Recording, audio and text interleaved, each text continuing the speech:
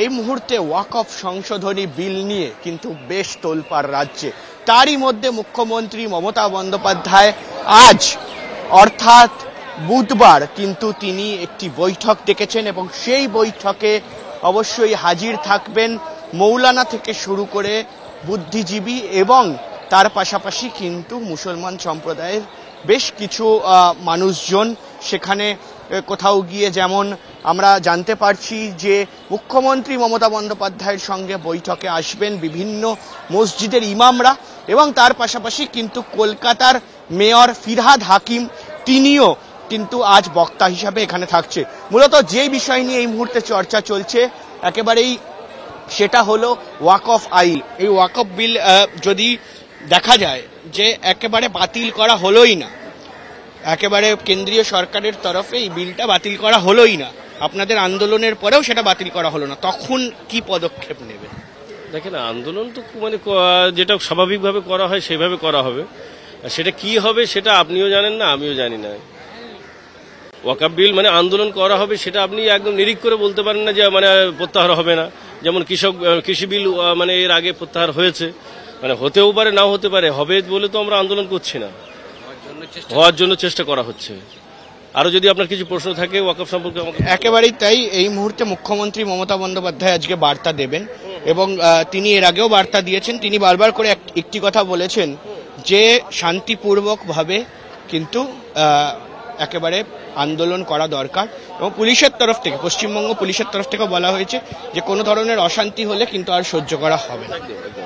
হ্যাঁ, সেটাই তো মানে অ্যাকচুয়াল আন্দোলনের মতো শান্তিপূর্ণ হবে। এ তো আর রাতারাতি বিল আসেনি, বিলটা ছুড়ে দেওয়া হয়নি, বিল পার্লামেন্টে আইন করে পাশ করা হয়েছে।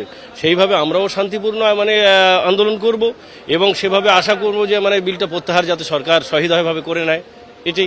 এটা অ্যাকচুয়াল মানে হাঁসের ডিম, আপনারা জানেন হাঁসের যে হাঁস ডিম পাড়া হাঁস, তাকে যদি সময় দেওয়া হয় সে আরও ডিম পাড়বে। ওয়াকফের সম্পত্তিটা এমন একটা ব্যাপার, মোগল পিরিয়ড থেকে মানুষ মানে মুসলিমরা একটা সম্পত্তি দিয়েছে। এবার যদি এইভাবেই চলতে থাকে মানুষ আর ওয়াকফের সম্পত্তি দেবে না, মানে সম্পত্তিগুলো পার্সোনাল রেখে প্রতিষ্ঠানগুলো পার্সোনাল রাখবে বা এরকম একটা হতে পারে।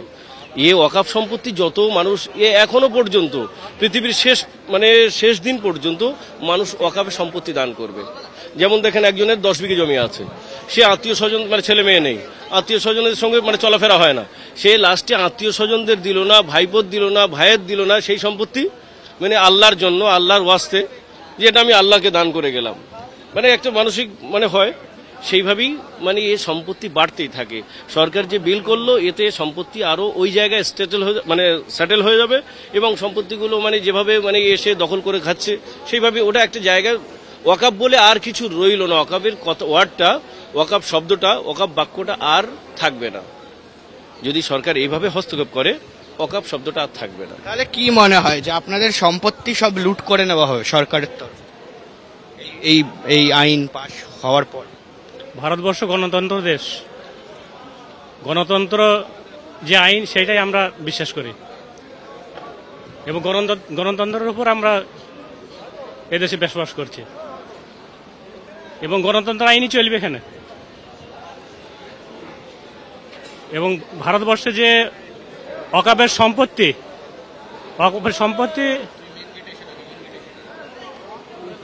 একেবারেই তো এই মুহূর্তে দাঁড়িয়ে যদি ওয়াকফ সংশোধনী এই বিল যদি আর পরিবর্তন না হয় তাহলে কোন পথে হাঁটবেন বলে মনে হচ্ছে? কি করবেন তখন?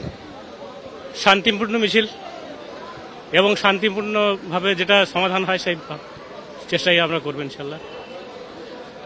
একেবারে এই মুখ্যমন্ত্রীর থেকে আজকে কি বার্তা শুনতেছেন? বার্তা তো মুখ্যমন্ত্রী দিয়েই দিয়েছেন যে শান্তিপূর্ণভাবে আন্দোলন চলুক এবং সেই আন্দোলন চলার পরে একেবারে কেন্দ্রীয় সরকারকে চাপ সৃষ্টি করা হবে এবং তারপর সেই বিল সংশোধনী করা হবে বা একেবারে রুখে দেওয়া হবে। কিন্তু বিভিন্ন জায়গায় যেভাবে অশান্তি চলছে, এই মুর্শিদাবাদ, মালদা, সেটা কি যুক্তিযুক্ত বলে মনে হয়? না, ওটা একবারেই যুক্তি নয়, ওগুলো করা ঠিক হবে না। আর আমাদের ওয়াকফ বোর্ডের যে করা হয়েছে, ওই মুখ্যমন্ত্রী যে আশ্বাস দিয়েছে ওই আশ্বাসে আমরা ঠিক আছি। একেবারে এই মুহূর্তে দাঁড়িয়ে, কিন্তু কোথাও গিয়ে একেবারে শোনাই যাচ্ছে যে যারা এই মুহূর্তে প্রতিবাদ করছেন বা প্রতিবাদ করতে এসছেন, অতীতেও যারা প্রতিবাদ করেছেন দিন কয়েক ধরে আমরা দেখে আসছি, সেখানে গিয়ে কিন্তু কোনোভাবেই তারা বলছেন না যে এই যে অশান্তি, সেই অশান্তি যুক্তিযুক্ত এবং সেই অশান্তি হওয়ার কোনো প্রয়োজন ছিল না, এমনটাও অনেকে মনে করেন।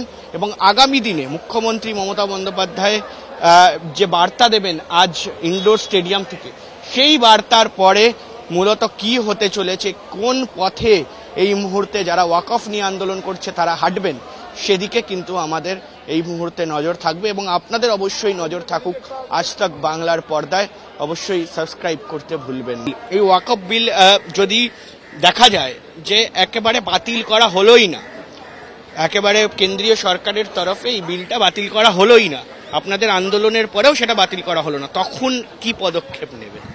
দেখেন, আন্দোলন তো মানে যেটা স্বাভাবিকভাবে করা হয় সেভাবে করা হবে। সেটা কি হবে সেটা আপনিও জানেন না, আমিও জানি না।